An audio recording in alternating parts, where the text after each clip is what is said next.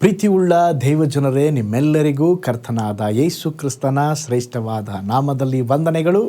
Shalom, ನಿಮಗೆ ಸಮಾಧಾನವಾಗಲಿ. ಇಂದು ನಾವು ಕ್ರೈಸ್ತ ವಿಶ್ವಾಸದ ಅತ್ಯಂತ ಪವಿತ್ರ ಘಟನೆಯಾದ ಕಲ್ವಾರಿಯ ಶಿಲುಬೆಯ ಮೇಲೆ ನಮ್ಮ ರಕ್ಷಕನಾದ ಯೇಸು ಕ್ರಿಸ್ತನು ನುಡಿದ 7 ಅಮೂಲ್ಯವಾದ ಮಾತುಗಳನ್ನು ನಾವು ಧ್ಯಾನಿಸುತ್ತಿದ್ದೇವೆ. ಇತಿಹಾಸದಲ್ಲಿ ಅನೇಕ ಮಹಾನ್ ನಾಯಕರು ಇದ್ದರು. ಕೆಲವರು ಬಲವಾದ ಸಾಮ್ರಾಜ್ಯಗಳನ್ನು ನಿರ್ಮಿಸಿದರು, ಕೆಲವರು ದೊಡ್ಡ ಸೇನೆಗಳನ್ನು ಕಟ್ಟಿದರು, ಕೆಲವರು ದೊಡ್ಡ ಸ್ಮಾರಕಗಳನ್ನು ಕಟ್ಟಿದರು. ಆದರೆ ಯೇಸು ಕ್ರಿಸ್ತನು ಯಾವುದನ್ನೂ ನಿರ್ಮಿಸಲಿಲ್ಲ. ಅವರ ಶಿಲುಬೆಯ ತ್ಯಾಗ ಸಂಪೂರ್ಣ ಜಗತ್ತಿನ ಇತಿಹಾಸವನ್ನೇ ಬದಲಾಯಿಸಿತು. ಯೇಸುವಿನ ಶಿಲುಬೆಯ ಮರಣ ಲಕ್ಷಾಂತರ ಜನರ ಹೃದಯವನ್ನು ಸ್ಪರ್ಶಿಸಿದೆ. ಇಂದು ಜಗತ್ತಿನಾದ್ಯಂತ ಅನೇಕ ಜನರು ಯೇಸುವನ್ನು ತಮ್ಮ ಸ್ವಂತ ರಕ್ಷಕನಾಗಿ ಅಂಗೀಕರಿಸಿಕೊಳ್ಳುತ್ತಿದ್ದಾರೆ. ಈಗಾಗಲೇ ನಾವು ಕೆಲವು ಮಾತುಗಳನ್ನು ಧ್ಯಾನಿಸಿದ್ದೇವೆ. ಮೊದಲ ಮಾತಿನಲ್ಲಿ ಯೇಸು ಸ್ವಾಮಿ ತನ್ನ ಶತ್ರುಗಳಿಗಾಗಿ ಪ್ರಾರ್ಥಿಸಿದರು. ಎರಡನೆಯ ಮಾತಿನಲ್ಲಿ ಪಶ್ಚಾತ್ತಾಪ ಪಟ್ಟ ಕಳ್ಳನನ್ನು ರಕ್ಷಿಸಿದರು. ಮೂರನೆಯ ಮಾತಿನಲ್ಲಿ ತಾಯಿಯ ಬಗ್ಗೆ ಯೋಚಿಸಿದರು. ನಾಲ್ಕನೆಯ ಮಾತಿನಲ್ಲಿ ನಮ್ಮ ಪಾಪದ ಭಾರವನ್ನು ಹೊತ್ತು ಕೂಗಿದರು. ಈ ದಿನ ಯೇಸು ಕ್ರಿಸ್ತನು ಶಿಲುಬೆಯಲ್ಲಿ ನುಡಿದ 5ನೆಯ ಮಾತನ್ನು ಧ್ಯಾನಿಸೋಣ. ಯೋಹಾನ್ ಬರೆದ ಸುವಾರ್ತೆ 19ನೇ ಅಧ್ಯಾಯ 28ನೇ ವಚನ. ಇದಾದ ಮೇಲೆ ಯೇಸು ಈಗ ಎಲ್ಲ ತೀರಿತೆಂದು ತಿಳಿದು ಶಾಸ್ತ್ರದ ಮಾತು ನೆರವೇರುವಂತೆ ನನಗೆ ನೀರಾಡಿಕೆ ಆಗಿದೆ ಅಂದನು. ಮಧ್ಯಾಹ್ನ ಸುಮಾರು 12 ಗಂಟೆಯಿಂದ 3 ಗಂಟೆಯವರೆಗೆ ಭೂಮಿಯ ಮೇಲೆ ಕತ್ತಲು ಆವರಿಸಿತ್ತು. ಈಗ ಮಧ್ಯಾಹ್ನ 3 ಗಂಟೆ ನಮ್ಮ ಕರ್ತನಾದ ರಕ್ಷಕನೂ ಆದ ಯೇಸು ಕ್ರಿಸ್ತನು ಪಾಪಗಳಿಗಾಗಿ ತನ್ನ ಜೀವವನ್ನು ಕೊಡುವುದಕ್ಕೆ ಕೆಲವೇ ಕ್ಷಣಗಳು ಉಳಿದಿವೆ. ಅಂಥ ಸಮಯದಲ್ಲಿ ಯೇಸು ಸ್ವಾಮಿಯವರು ಶಿಲುಬೆಯಿಂದ 2 ಪದಗಳನ್ನು ಹೇಳುತ್ತಿದ್ದಾರೆ. ನನಗೆ ನೀರಾಡಿಕೆ ಆಗಿದೆ. ಯೇಸುವಿನ 7 ಮಾತುಗಳಲ್ಲಿ ಇದು ಅರ್ಥ ಮಾಡಿಕೊಳ್ಳಲು ಬಹುಶಃ ಅತ್ಯಂತ ಕಷ್ಟವಾದ ಮಾತಾಗಿದೆ. 3 ಗಂಟೆ ವೇಳೆಗೆ ಯೇಸು ಸ್ವಾಮಿಯವರು ಉಸಿರಾಡಲು ಅವರು ಪ್ರಯತ್ನಿಸುತ್ತಿದ್ದಾರೆ. ಆಗ ಅವರು ಬಹಳ ಬಳಲಿ ಹೋಗಿದ್ದಾರೆ. ಸುಮಾರು 6 ಗಂಟೆಗಳ ಕಾಲ ಶಿಲುಬೆಯಲ್ಲಿ ಅವರು ತೂಗುತ್ತಿದ್ದರು. ಅವರ ಹೃದಯ ದುರ್ಬಲವಾಗುತ್ತಿತ್ತು. ಆಗ ಅವರು ಹೇಳಿದರು, ನನಗೆ ನೀರಾಡಿಕೆ ಆಗಿದೆ. ಇಲ್ಲಿ ತಿರುಗಿ ಯೇಸುವಿನ ಮಾನವತ್ವವನ್ನು ನಾವು ನೋಡಬಹುದಾಗಿದೆ. ನನಗೆ ನೀರಾಡಿಕೆ ಆಗಿದೆ. ರಕ್ಷಕನ ಈ ಮಾತು ಆತನು ಶಿರವನ್ನು ಬಾಗಿ ಪ್ರಾಣ ಅರ್ಪಿಸುವುದಕ್ಕೆ ಮುಂಚೆ ಸ್ವಲ್ಪ ಹೊತ್ತು ನುಡಿದಂಥ ಮಾತಾಗಿದೆ. ಇದು ಯೋಹಾನನ ಸುವಾರ್ತೆಯಲ್ಲಿ ಮಾತ್ರ ಬರೆಯಲ್ಪಟ್ಟಿದೆ. ನನಗೆ ನೀರಾಡಿಕೆ ಆಗಿದೆ. ಭೂಮಿ ಆಕಾಶ ಸೃಷ್ಟಿ ಮಾಡಿದ ಸೃಷ್ಟಿಕರ್ತನು, ಮಹಿಮೆಯ ರಾಜನು, ತಂದೆಗೆ ಪ್ರಿಯನಾದ ಮಗನು ಈಗ ಗಂಟಲು ಒಣಗಿ ಹೋಗಿ ಹೇಳುತ್ತಿದ್ದಾರೆ, ನನಗೆ ನೀರಾಡಿಕೆ ಆಗಿದೆ. ಶಿಲುಬೆಯಲ್ಲಿ ಈವರೆಗೂ ಘೋರ ಹಿಂಸೆಯನ್ನು ಅನುಭವಿಸುತ್ತಿದ್ದರು. ಯೇಸು ಸ್ವಾಮಿಯವರು ತಮ್ಮ ಗಮನವನ್ನು ಎಲ್ಲಿ ಸಹ ಅವರು ಬಿಟ್ಟಿರಲಿಲ್ಲ. ಬಹಳ ತಾಳ್ಮೆಯಿಂದ ಇದ್ದರು. ಓ ಸ್ತೋತ್ರ. ಅವರ ಅನುಕಂಪವನ್ನು, ಓ ಸ್ತೋತ್ರ, ಒಂದು ಕನಿಕರವನ್ನು ಹಾಗೇ ಮೌನವಾಗಿ ಅನುಭವಿಸುತ್ತಾ ಇದ್ದರು. ನೋಡ್ರಿ, ಅವರ ಅನುಕಂಪ ಎಷ್ಟಿತ್ತಂತ ಹೇಳಿದ್ರೆ, ಕೆಲವರು ಯೇಸು ಸ್ವಾಮಿಯನ್ನು ನೋಡಿ ಒಂದು ಸ್ತ್ರೀಯರ ಗುಂಪು ಅಳುವುದನ್ನು ನೋಡುವಾಗ ಯೇಸು ಸ್ವಾಮಿಯವರು ಹೇಳ್ತಾರೆ, ನನಗಾಗಿ ಅಳಬೇಡ್ರಿ, ನಿಮಗಾಗಿ ನಿಮ್ಮ ಮಕ್ಕಳಿಗಾಗಿ ಅಳರಿ ಎಂಬುದಾಗಿ ಹೇಳಿದರು. ಆದರೆ ಈ ಸಮಯದಲ್ಲಿ ಯೇಸು ಸ್ವಾಮಿ ಹೇಳುತ್ತಿದ್ದಾರೆ, ನನಗೆ ನೀರಾಡಿಕೆಯಾಗಿದೆ. ಗಟ್ಟಿಯಾದ ಸ್ವರದಿಂದ ತಮ್ಮ ಬಾಧೆಯನ್ನು ವ್ಯಕ್ತಪಡಿಸುತ್ತಿದ್ದಾರೆ. ನೋಡ್ರಿ, ನನಗೆ ನೀರಾಡಿಕೆ ಎಂಬುದಾಗಿ ಹೇಳಿದಾಗ ಇದು ಏನನ್ನು ಸೂಚಿಸ್ತದೆ? ಈ ಸಂದೇಶದಲ್ಲಿ ಯೇಸು ಸ್ವಾಮಿ ಹೇಳಲಿಕ್ಕೆ ಏನನ್ನು ಬಯಸುತ್ತಿದ್ದಾರೆ ಅಂತ ನೋಡುವುದಾದರೆ ಈ ಬಗ್ಗೆ ಹಲವು ವಿವರಣೆಗಳನ್ನು ನಾವು ನೋಡಬಹುದಾಗಿದೆ. ಮೊದಲನೇದಾಗಿ ಇದು ಒಂದು ಪ್ರವಾದನೆಯ ನೆರವೇರುವಿಕೆ ಆಗಿದೆ. ಪ್ರವಾದನೆಯ ಒಂದು ನೆರವೇರಿಸುವಿಕೆಯನ್ನು ನೋಡಬಹುದು. ಹಳೆ ಒಡಂಬಡಿಕೆ ಕೀರ್ತನೆ 69:21 ವಚನದಲ್ಲಿ ಹೀಗೆ ಬರೆಯಲಾಗಿದೆ, ನನಗೆ ಉಣ್ಣುವುದಕ್ಕೆ ಕಹಿಯಾದ ವಸ್ತುವನ್ನು, ಬಾಯಾರಿದಾಗ ಹುಳಿತ ದ್ರಾಕ್ಷಾರಸವನ್ನು ಕೊಟ್ಟರು. ಯೇಸು ಸ್ವಾಮಿ ಶಿಲುಬೆಯ ಮೇಲಿದ್ದಾಗ ಅವರಿಗೆ ಹುಳಿ ದ್ರಾಕ್ಷಾರಸ ನೀಡಲಾಯಿತು.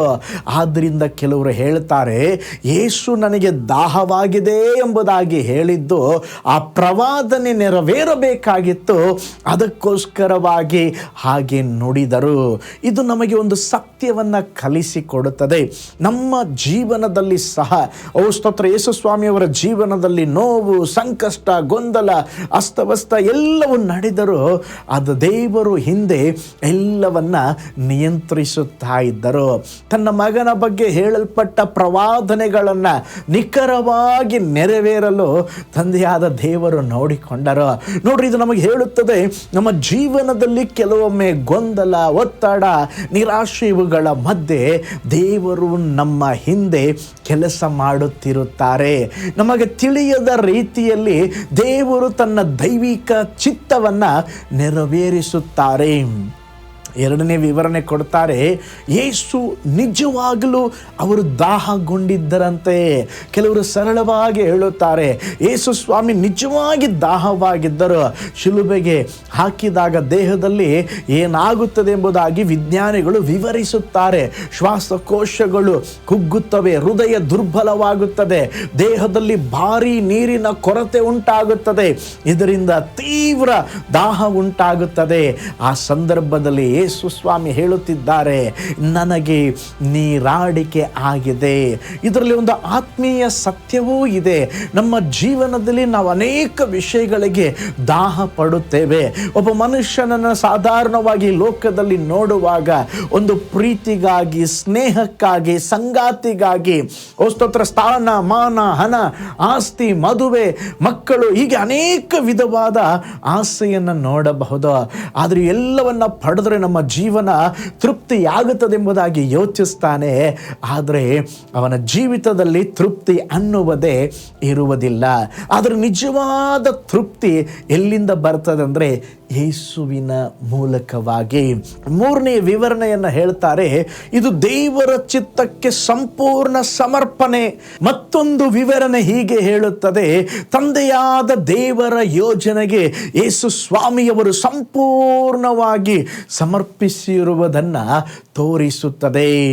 ಮತ್ತಾಯನು ಬರೆದ ಸುವಾರ್ತೆ 26:39 ಯೇಸು ಸ್ವಾಮಿ ಪ್ರಾರ್ಥಿಸ್ತಾ ಇದ್ದಾರೆ, ತಂದೆಯೇ, ಸಾಧ್ಯವಾದರೆ ಈ ಪಾತ್ರೆ ನನ್ನಿಂದ ದೂರವಾಗಲಿ, ಆದರೂ ನನ್ನ ಚಿತ್ತ ಬೇಡಪ್ಪ, ನಿಮ್ಮ ಚಿತ್ತವೇ ನೆರವೇರಲಿ.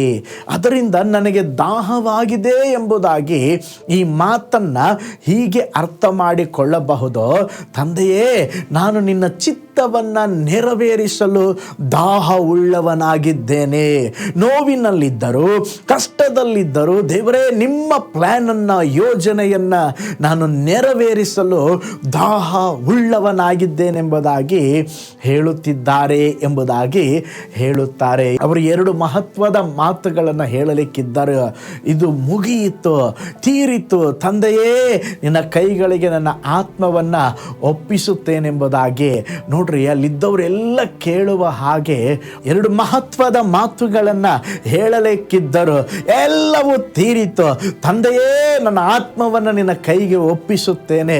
ಇದನ್ನು ಜೋರಾಗಿ ಹೇಳುವುದಕ್ಕಾಗಿ ಸ್ತೋತ್ರ, ಒಂದು ವೇಳೆ ಗಂಟಲು ಅದು ತೇವವಾಗಿರದೆ ಬಹಳ ಸ್ತೋತ್ರ ಅವರು ವೇದನೆಯಲ್ಲಿ ಇರಬಹುದು.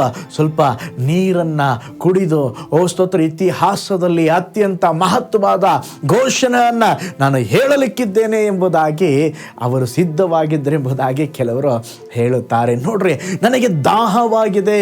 ಇದು ಸಂಪೂರ್ಣ ಯೇಸುಸ್ವಾಮಿ ಮಾನವರಾಗಿದ್ದರು ಎಂಬುದಾಗಿ ತೋರಿಸುತ್ತದೆ. ಯೇಸುಸ್ವಾಮಿ 100% ದೇವರಾಗಿದ್ದರು, 100% ಅವರು ಈ ಲೋಕದಲ್ಲಿ ಮನುಷ್ಯನಾಗಿದ್ದರು. ನೋಡ್ರಿ, ನಮ್ಮ ನೋವನ್ನು ಅರಿಯಲು ಅವರು ಮನುಷ್ಯರಾದರು. ಇಬ್ರಿಯ 4:15 ಹೇಳ್ತದೆ, ನಮ್ಮ ದುರ್ಬಲತೆಗಳಿಗೆ ಸಹಾನುಭೂತಿ ತೋರಬಲ್ಲ ಮಹಾಯಾಜಕನು ನಮಗಿದ್ದಾನೆಂಬುದಾಗಿ ನಾವು ನೋಡುತ್ತೇವೆ. ಶಿಲುಬೆಯ ಮೇಲೆ ಯೇಸುಸ್ವಾಮಿ ಹೇಳಿದರು, ನನಗೆ ನೀರಾಡಿಕೆಯಾಗಿದೆ ಎಂಬುದಾಗಿ ಹೇಳಿದಾಗ ಅವರ ದೇಹದ ನೋವಷ್ಟೇ ಅಲ್ಲ, ಅದು ತ್ಯಾಗದ ಅಳತೆಯನ್ನು ತೋರಿಸುತ್ತದೆ. ನೀರನ್ನು ಸೃಷ್ಟಿಸಿದ ದೇವರೇ ಈಗ ದಾಹ ಪಡುತ್ತಿದ್ದಾರೆ.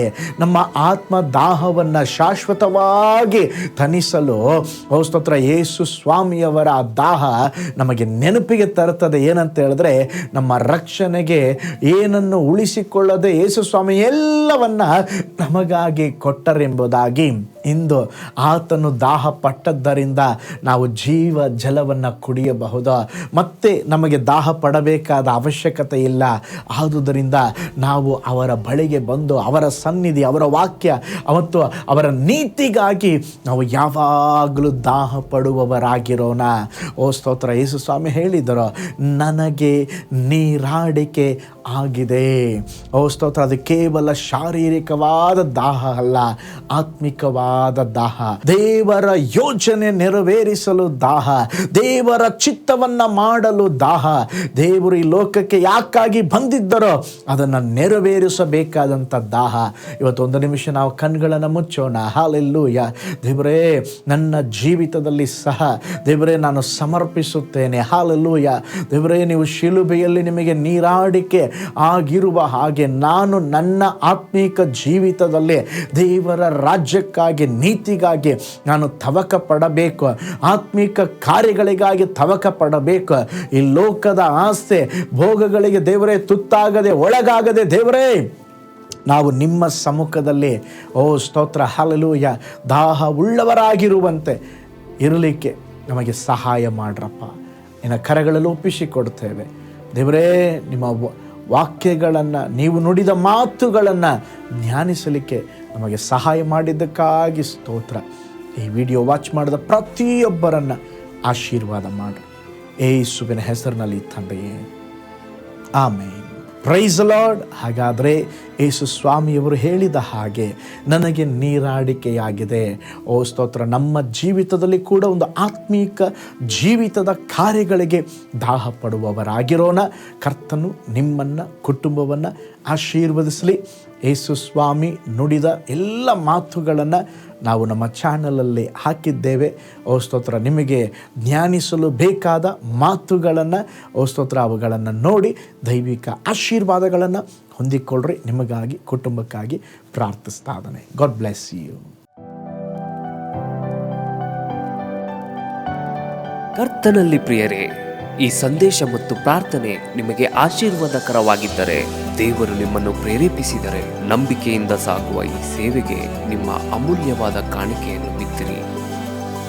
ಪ್ರೀತಿಯ ದೇವಜನರೇ, ವಾಯ್ಸ್ ಆಫ್ ಹೋಪ್ ಮಿನಿಸ್ಟ್ರಿಯ ವತಿಯಿಂದ ಕೋರಮಂಗಲದಲ್ಲಿ ಪ್ರತಿ ಭಾನುವಾರ ಬೆಳಿಗ್ಗೆ 9:30ಕ್ಕೆ ಕನ್ನಡ ಆರಾಧನೆ ನಡೆಯುತ್ತಿದೆ. ಆತ್ಮಭರಿತವಾದ ಆರಾಧನೆ, ಮನಮುಟ್ಟುವ ಸಾಕ್ಷಿ, ಬಲಪಡಿಸುವ ದೇವ ಸಂದೇಶ. ಬನ್ನಿ, ನಮ್ಮೊಂದಿಗೆ ಭಾಗಿಯಾಗಿ ಕರ್ತನನ್ನು ಆರಾಧಿಸಿರಿ. ನೂತನ ತಿಂಗಳ ಆಶೀರ್ವಾದ ಕೂಟ ಪ್ರತಿ ತಿಂಗಳು ಮೊದಲ ದಿನ ಸಂಜೆ 7 ಗಂಟೆಗೆ. ಪ್ರತಿ ತಿಂಗಳು 2ನೇ ಶನಿವಾರ ಬಿಡುಗಡೆ ಉಪವಾಸ ಪ್ರಾರ್ಥನೆ ಕೂಟ ಬೆಳಿಗ್ಗೆ 10:30ಕ್ಕೆ. ನಿಮಗಾಗಿ ಪ್ರಾರ್ಥಿಸಬೇಕೆ? ನಿಮಗೆ ಯಾವುದಾದರೂ ಪ್ರಾರ್ಥನೆ ಮನವಿಗಳು ಇರುವುದಾದರೆ ಕೆಳಗಿನ ನಂಬರಿಗೆ ಕರೆ ಮಾಡಿ ಅಥವಾ ವಾಟ್ಸಪ್ ಮಾಡಿ. ಈ ಆತ್ಮಿಕ ಸಂದೇಶಗಳು ನಿಮಗೆ ಆಶೀರ್ವಾದಕರವಾಗಿದ್ದರೆ ಲೈಕ್ ಮಾಡಿರಿ. ಇಂಥ ಅದ್ಭುತ ಸಂದೇಶ ಪ್ರತಿದಿನ ನೋಡಲು ಬಯಸುವುದಾದರೆ ಸಬ್ಸ್ಕ್ರೈಬ್ ಮಾಡಿ ಹಾಗೂ ಇತರರೊಂದಿಗೆ ಶೇರ್ ಮಾಡಿರಿ. ಕರ್ತನು ನಿಮ್ಮನ್ನು, ನಿಮ್ಮ ಕುಟುಂಬವನ್ನು ಆಶೀರ್ವದಿಸಲಿ.